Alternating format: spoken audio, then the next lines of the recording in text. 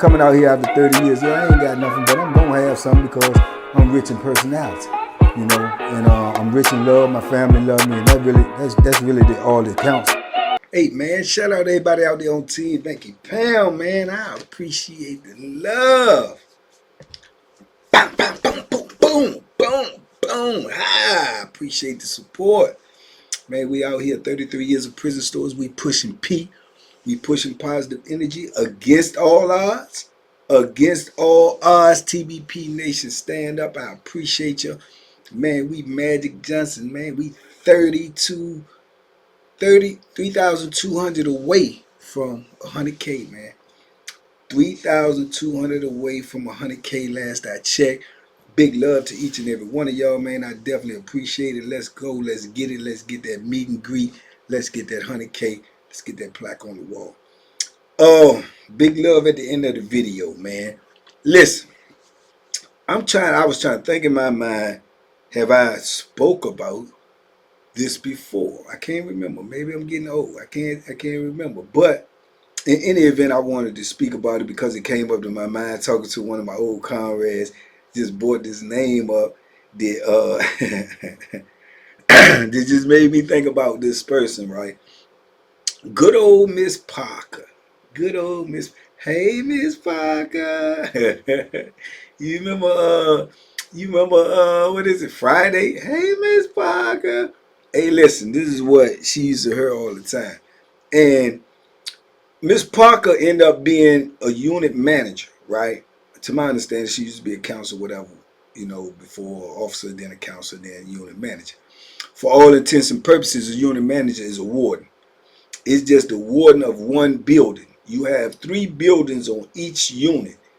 They used to have on all the institutions, they used to have a warden, assistant warden of programs, assistant wardens of operations. So it used to be 3 wardens. Then you have the major. That's the chain of command. The head warden, assistant warden of operations, assistant wardens of programs, and the major. Those are the 4, you know, major figures on an institution that runs the institution. Somehow they was, as always, misappropriating money, so they had to cut back. So being that they had to cut back, they had to take one of the assistant wardens' job out. So what they did was, this is how slick the DOC is. This how slick the DOC is. Now that's one job, right? Assistant warden of operations or assistant warden of programs, whichever one it was, they had to slice that. So what they did, that's one person, right? They came up with a new name called the unit manager, which means that they put a unit manager in each building to fulfill the obligations of the assistant warden job that had to be taken. So now you don't went from 1, because you had to cut back. You don't went from 1 person's getting a paycheck to 3 people getting a paycheck. Or depending on what compound you was on, 2 people, 1 or 3. Because now you got a unit manager in each building, which has the title, the same pay as the assistant warden job that they took away. Ooh, you tell me these people ain't playing chess. What? That job has to be cut back to save money, and you take that job title and give it to 2 or 3 other people under a different name and give them the same check and the same responsibility. Yeah, these people don't play no games. They don't play no games. Yeah, ain't nobody spoke about that. Ain't nobody said nothing about that. But anyway, she ended up getting a unit manager job in the building that I was in. And at the time, I think it was 7 building, which is notorious on Greensville. One of the craziest blocks on the whole compound. And they put her in charge of it, right? Now, there's a lot of politics behind it. I think they put her in charge of it because they wanted her to fail. Why did they want her to fail? Because the assistant warden who actually kept his job, the other one, whichever title it was, but he was the assistant warden, is her ex-husband. The plot thickens. Her ex-husband is the assistant warden. So he wanted her to fail. So he probably assigned her that building because it's the worst building on the compound. right? He wanted her to fail. They, their marriage failed. Que sera, sera, right? Which he was a straight Bama, high yellow Uncle Tom, boot licking, Jeffro, Bodine, tap dancing, Bojangling, yeah, Bama, yeah, I ain't too much care for him at all, right? I didn't really never know her until she got in the building. Now, when she got in the building, I after I get all of this information, I kind of like understood why she went the way she went, because, like I say, they gave her the position with the intention on her to fail. So, with that being said, she got in the building, man. She ran in the building with an iron fist. I mean, she talked that talk. She act like she's super gangster. She's small. She had a nice shape. You know what I'm saying? Keeping it 100, she had a nice shape. Uh, she wore some tight clothes, and that's why it was came along. That, hey, Miss Parker, because she always wore tight clothes, and she had a nice shape, small petite woman. And I'm trying to say this in the best way. She was known throughout the compound, or amongst the inmates and the convicts, for having uh, what's the best way to say it? A profound she had a nice lower region visual. You know what I'm saying? It protruded a lot. Let's just say, like, some call it an animal toe. You did? So yeah, y'all get my drift. But anyway, that we in prison. That's gonna draw a lot of attention. But she an authority figure, and she ain't playing no games. If you say something, you're going down like the Titanic. You know what I'm saying? But I got mixed reviews on that too. I heard she gives some play to some dudes, and then some she don't. But I do know what she did do. She ran that building with an iron fist. So when she came in there, she automatically take over.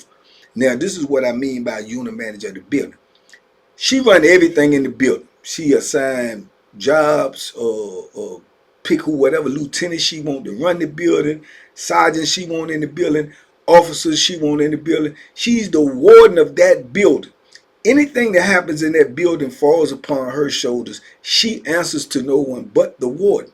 You understand? So she can make rules and regulations on her own. Any unit manager to run a building can. They can lock it down, do all this. Usually you have to go through the warden, major, whoever say lock this down.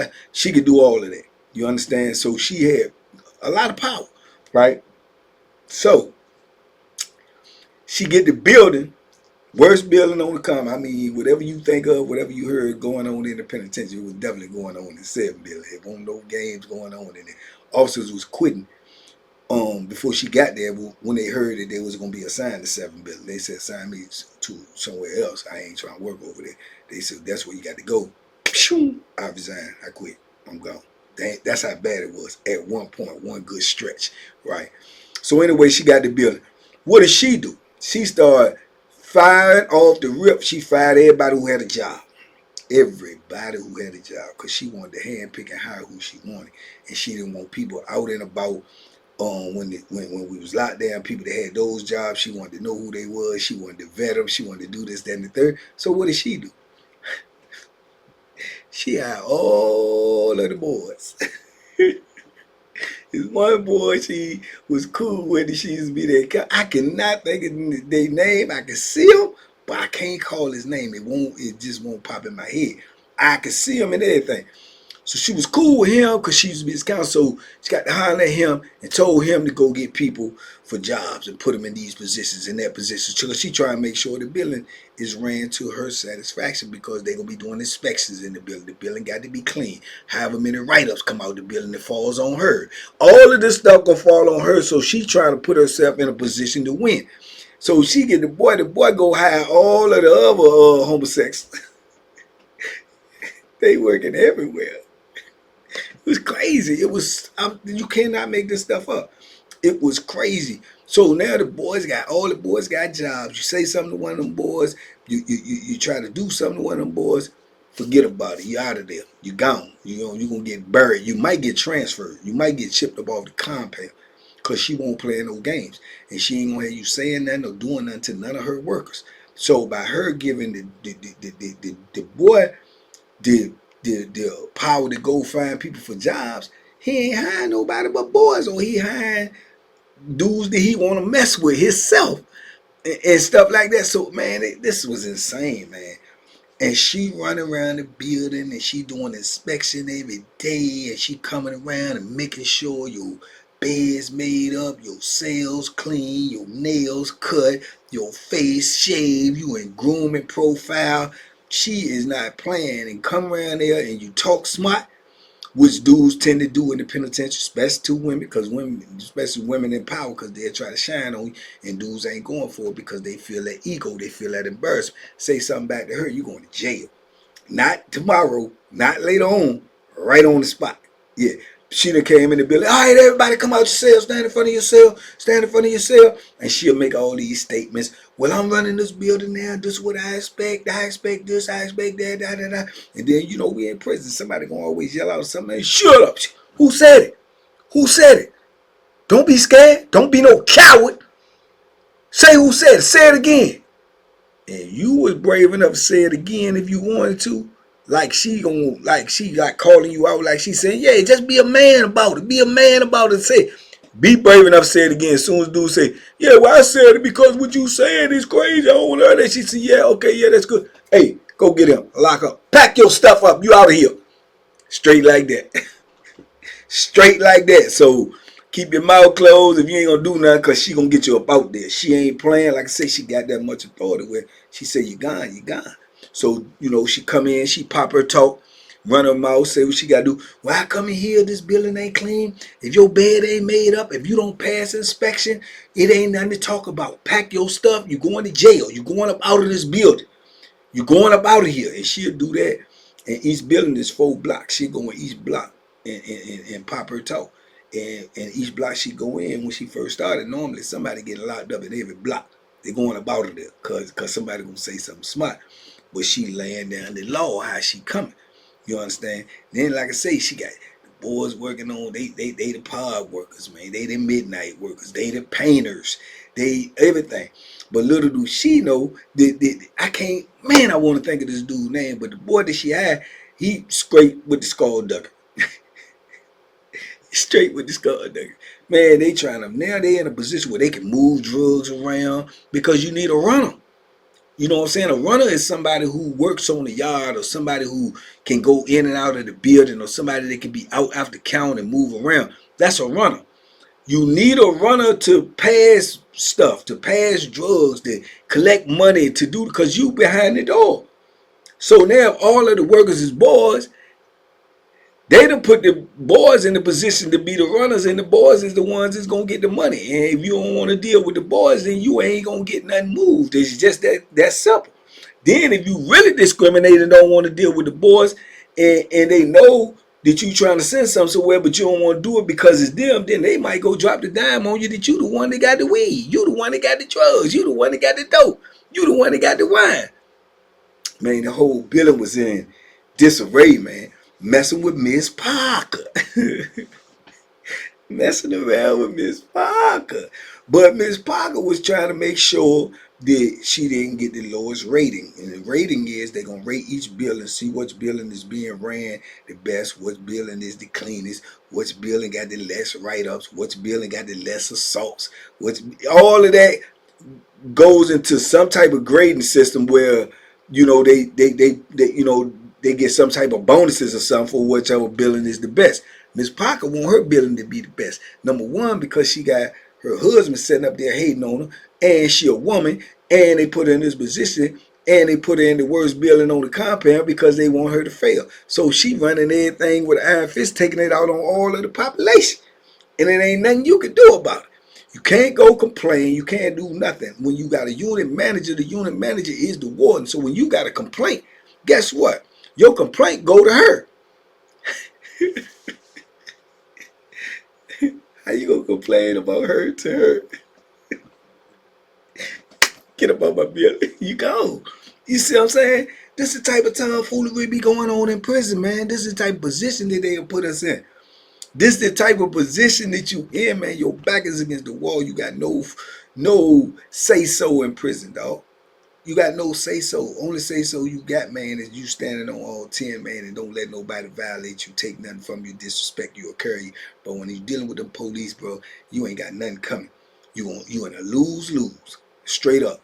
You in a lose-lose. And you buck on that, you're going to be in a lose-lose-lose. Because they're going to send you up the river, and they can put whatever they want to put in your file and whatever, man. And Miss Parker won't play no games.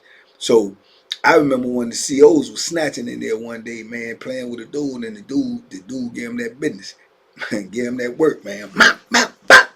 Bust them up. Crushed them. You know what I'm saying?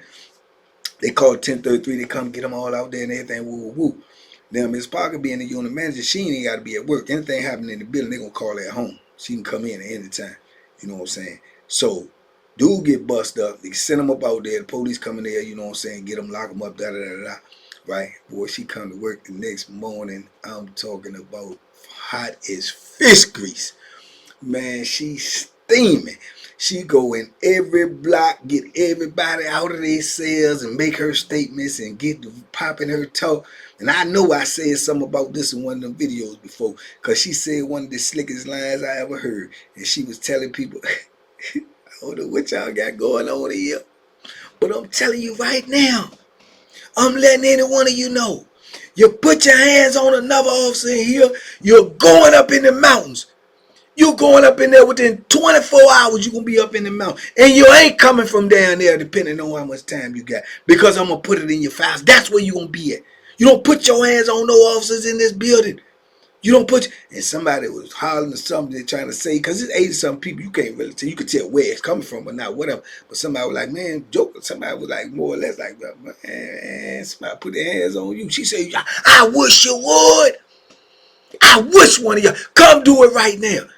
Come do it right now. If you ain't, and she used the word, if you ain't P-U-S-S-Y, come do it right now.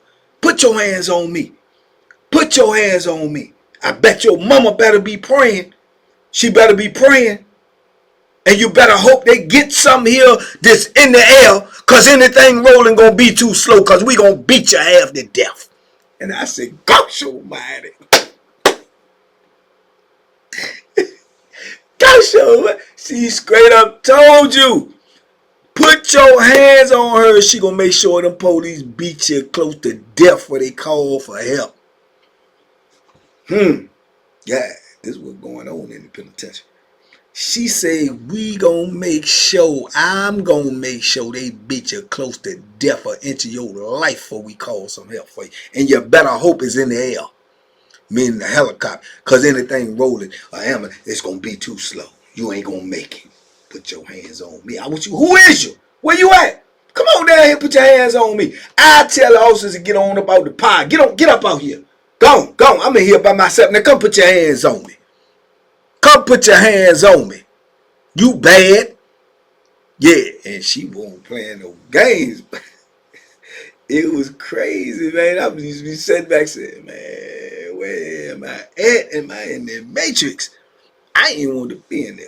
You know what I'm saying? And you know, fortunately, I ain't staying there too much longer. But yeah, but I ain't want to be in there because it was just too much going on, and I could see it's gonna self-destruct.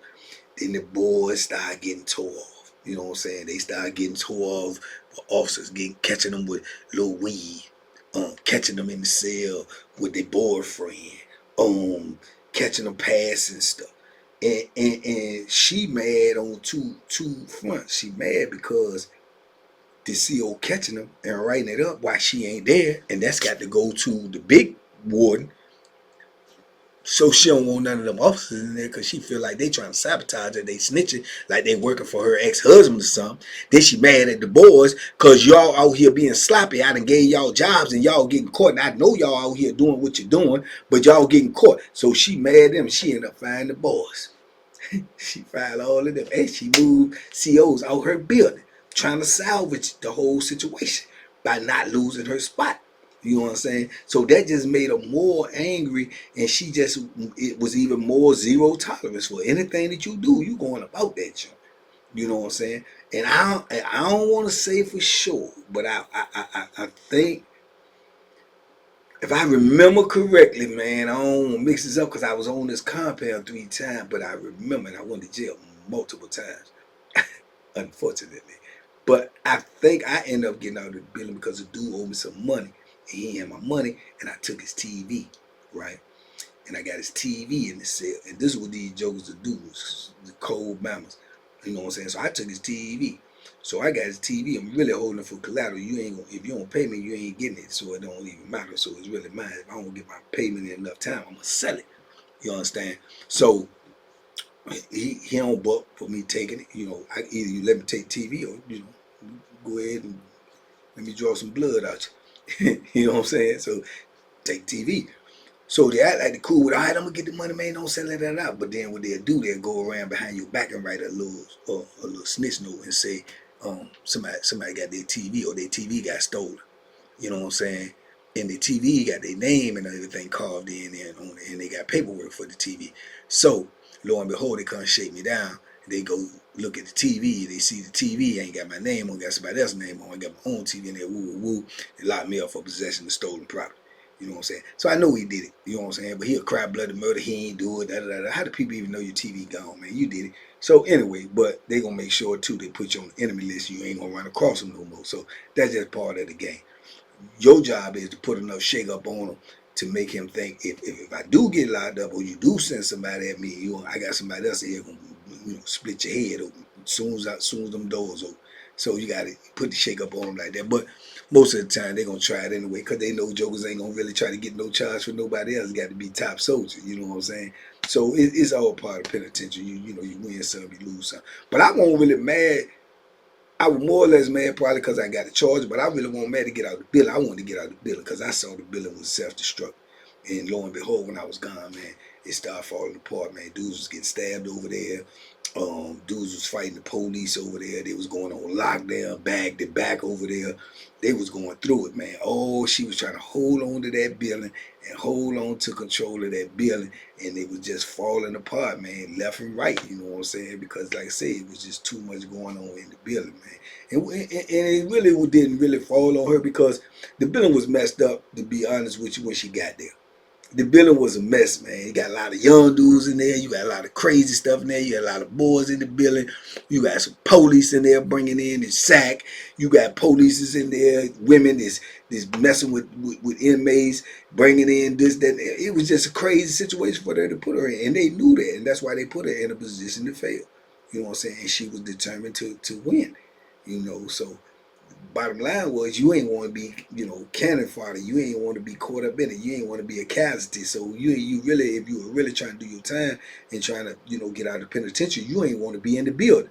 I didn't want to be in the building because I ain't had nothing to do with none of that tomfoolery. I didn't want to be in the building. You know what I'm saying? But yeah, but old Miss Parker, hey Miss Parker, boy, if you say that to her when she walking down that boulevard or she walking in that party, somebody say, "Hey Miss Parker." Who is you? Who is you? Don't be no coward. Yeah, who is you? Boy, she don't play that. She don't play that. But yet you walking in there with some pants on, look like spandex. Around a bunch of juggers that ain't got no woman. What you want them to do? Pay attention, man. And don't be talking to her like this. Looking down. Hey, hey, hey, hey, hey, hey, hey, hey. You hear me talking to you? What you looking at? Yeah, you know what I'm looking at. Hey, Miss Parker. Yeah, man. Anyway, man, just crazy, crazy penitentiary stuff, man. This is the life of a penitentiary dude, man. This is some of the stuff you got to go through, whether you like it or not. It's just the way it is, man. And I just thought about that, and I'm quite sure I think of some more videos, within this subject, man. I just wanted to get that off my chest right fast, man. It was just crazy times, crazy situation, man. Shout out to my homeboy who reminded me yesterday on the phone about Miss Parker. Yeah, but y'all let me know what y'all think, man. Talk to me in the comments. I talk back. Big love to everybody who's still been rocking with me, man. Big love to everybody who's just still been supporting the page, man. Knowing that we going through what we going through. This too shall pass. Stay locked in. Let's go get that 100K. Make sure you like, comment, share, and subscribe. Share is the main thing. I don't think we was doing that a lot. Share these videos. Watch for the shorts. Make sure you subscribe to Pure Deliciousness. Check me out on Facebook. Check me out on IG. Let's go. I'm getting ready to hit TikTok too. We're going to do it all. Minor setback for a major comeback. Let's go. TDP Nation, stand up. We out here. Big love. Salute. Be safe. Be smart. Make good decisions. And duck them crooks and them hooks. Somebody should have told McGill that last night, because that's what Canelo hit him with, that big old hook, and he couldn't duck it. He couldn't duck it. Got to be able to duck the hooks, baby, because they out there. Salute. Peace.